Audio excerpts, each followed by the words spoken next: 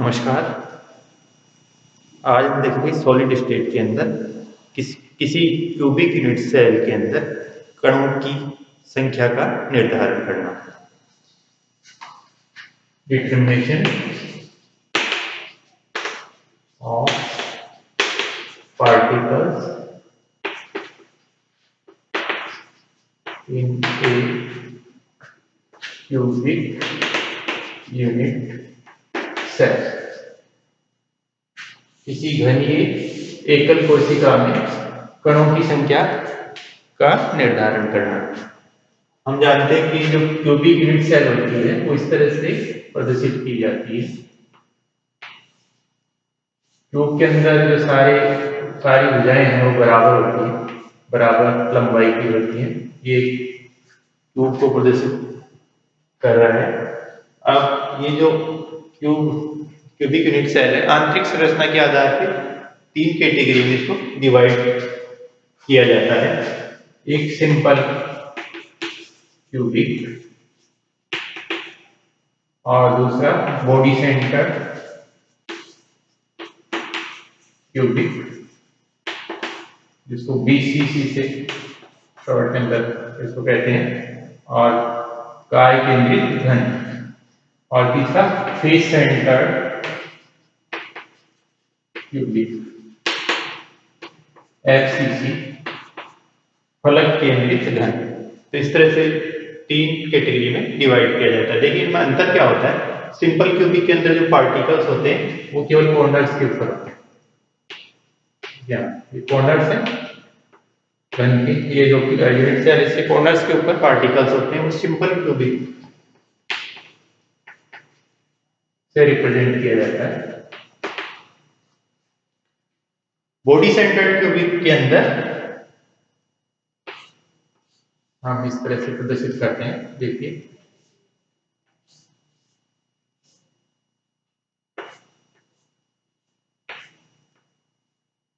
इसमें कॉर्नर वाले पार्टिकल्स तो होते ही हैं। कॉर्नर के अलावा एक बीच में बिल्कुल सेंटर के अंदर एक पार्टिकल और होता है, इसको कहते हैं BCC, बॉडी सेंटर्ड क्यूबिक।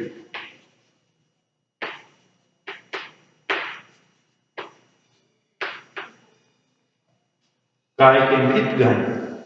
अब FCC देखते हैं। FCC के अंदर इस तरह की जो यूनिट सेल होती है FCC, फलक केंद्रित घन कोशिका, इसके अंदर कॉर्नर पे तो है ही, कॉर्नर के अलावा जो फलक है, देखिए ये जो फलक हैं उनके बीच में एक पीछे की तरफ होगा, एक आगे की तरफ होगा। 6 फलक है इसके अंदर, फलकों की संख्या 6 है। एक के ऊपर वाला, एक नीचे, एक इस साइड का, एक इस साइड का, एक पीछे, एक आगे, तो 6 फेसेज हैं। तो फेस के बीच के अंदर बिल्कुल एक एक पार्टिकल और है। कोने के अलावा, कोने कॉर्नर्स की संख्या 8 है, 8 कोने, 8 के ऊपर ये पार्टिकल्स क्या है, और एक एक पार्टिकल फलकों के बीच में है। ये है face centre cubic unit cell. इस तरह से ये simple cubic, BCC, body centred cubic, और FCC यूनिट सेल को प्रदर्शित किया हुआ है। अब हम देखते हैं इनके अंदर कणों की संख्या का निर्धारण करना। कितने कितने पार्टिकल्स माने जाएंगे एक यूनिट सेल के अंदर। सिंपल क्यूबिक में कितने माने जाएं, BCC में कितने माने जाएं, FCC में कितने माने जाएं। अब ये सिंपल क्यूबिक यूनिट है। जब भी क्रिस्टल का लेटिस बनता है तो ऐसी बहुत सारी जो यूनिट सेल्स हैं वो आपस में जुड़ जाती हैं और 3 डायमेंशन के अंदर जुड़ती हैं, आगे पीछे ऊपर नीचे, और उससे क्रिस्टल लेटिस बन जाता है। तो ये जो पार्टिकल्स हैं इनका योगदान सिर्फ एक ही यूनिट सेल में नहीं रह जाता, बल्कि जो साथ में जुड़ी हुई दूसरी है उनके अंदर भी इनका योगदान होता है। अब जैसे ये जो पार्टिकल है, मान लीजिए इसके लिए हम निकालना चाह रहे हैं कि ये कितनी दूसरी यूनिट सेल से जुड़ा हुआ होगा, यानी उनके लिए भी इस पार्टिकल का योगदान होगा। तो जैसे इसके जस्ट ऊपर वाली है, इस यूनिट सेल की जस्ट ऊपर वाली है, उसमें भी इसका योगदान होगा, और इस साइड वाली है उसमें भी होगा, ये ऊपर वाली यूनिट सेल है उसकी साइड वाली होगी, इधर वाली उसमें भी होगा। इसी तरह से ये चार होंगे तो चार पीछे वालों के लिए भी इसका योगदान होगा। तो इस तरह से 8 यूनिट सेल्स के लिए इस पार्टिकल का योगदान होगा। इसी तरह से इनके लिए भी ऐसा ही होगा, सिमिलर केस है सारे के सारे। तो 8 कॉर्नर्स हैं, 8 पार्टिकल्स हैं और इनका योगदान एक यूनिट सेल के लिए 1/8 होगा, क्योंकि एक जो पार्टिकल है उसका 8 यूनिट सेल्स में योगदान है, इसलिए एक यूनिट सेल के लिए उसका योगदान 1/8 होगा। तो total number of particles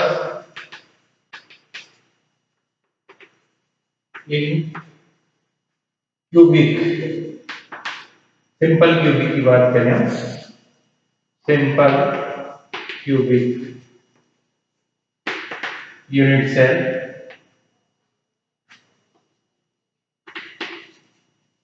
is equal to 8 particles हैं कॉर्नर वाले और एक का योगदान उस यूनिट सेल के लिए 1/8 है। तो 8 × 1/8 कितना हो जाएगा 1, यानी उस यूनिट सेल में एक पार्टिकल होगा, एक पार्टिकल पाएंगे उस यूनिट सेल में, नंबर ऑफ पार्टिकल्स 1। इस तरह से हम इनके लिए भी निकाल सकते हैं, बॉडी सेंटर्ड क्यूबिक के लिए देखिए कितने पार्टिकल्स होंगे, number of particles in body centred cubic unit cell काय केंद्रित घन कोशिका के लिए। देखिए इसमें कॉर्नर वाले पार्टिकल्स तो वैसे ही हैं, और कॉर्नर वाले पार्टिकल्स देखिए तीनों के अंदर हैं, इसमें भी वैसे की वैसे ही हैं, 8 कॉर्नर पे 8 पार्टिकल्स हैं, तो उनका योगदान तो वैसे की वैसे ही लिखेंगे 8 × 1/8 प्लस। अब इसमें और क्या है, एक बीच में और पार्टिकल है बिल्कुल सेंटर के अंदर, इसका योगदान इसका पूरा का पूरा होगा, क्योंकि ये तो बीच में है और बीच में है तो किसी और दूसरी यूनिट सेल से ये शेयर नहीं कर रहा है, इसलिए योगदान इसका 1 होगा। तो 1 + 1 ये 2 पार्टिकल्स होंगे, सिर्फ बीसीसी टाइप की यूनिट सेल के अंदर 2 पार्टिकल्स होंगे। अब number of particles in FCC in face center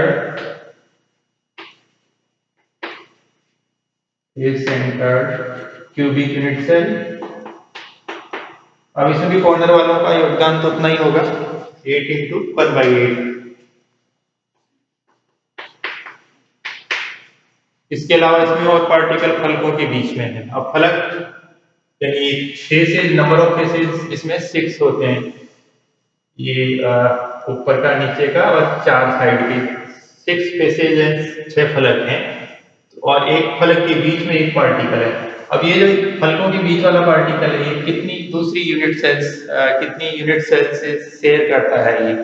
अब देखिए एक जो ये पार्टिकल इसकी बात करें तो ऊपर वाली जो यूनिट सेल है जिसके जस्ट ऊपर है उसमें भी इसका योगदान है और इसमें भी है, तो 2 यूनिट सेल्स में एक पार्टिकल का जो फलकों के बीच में है उसका योगदान होगा। इसी तरह से ये जो 6 फलक हैं उनके बीच में जो 6 पार्टिकल्स हैं उनका योगदान इसी तरह से होगा, यानी प्रत्येक का योगदान 2 यूनिट सेल के लिए होगा, इसलिए 1/2 होगा, 6 × 1/2, यानी हम ऐसा कहेंगे 1 + 3 = 4, यानी एफसीसी के अंदर 4 पार्टिकल्स होंगे।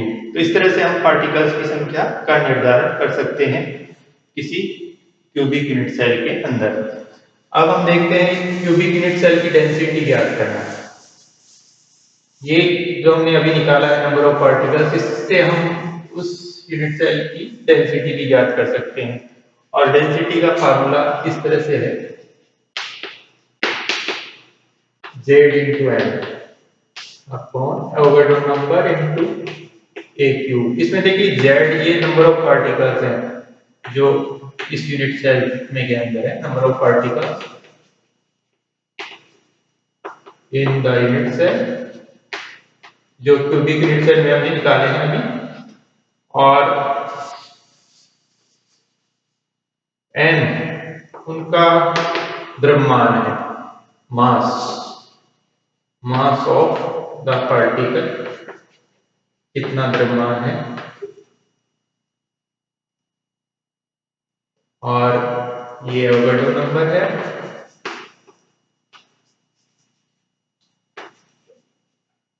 नंबर हम जानते हैं इसकी वैल्यू, और ये उस घन की भुजा है, भुजा की लंबाई है, साइड लेंथ। इस तरह से ई की वैल्यूज रख के हम उस यूनिट सेल की डेंसिटी निकाल सकते हैं। तो इस ये है determination of particles in a cubic unit cell. इस तरह से हम किसी क्यूबिक यूनिट सेल के अंदर पार्टिकल्स की संख्या निकाल सकते हैं और उसकी डेंसिटी का निर्धारण भी कर सकते हैं।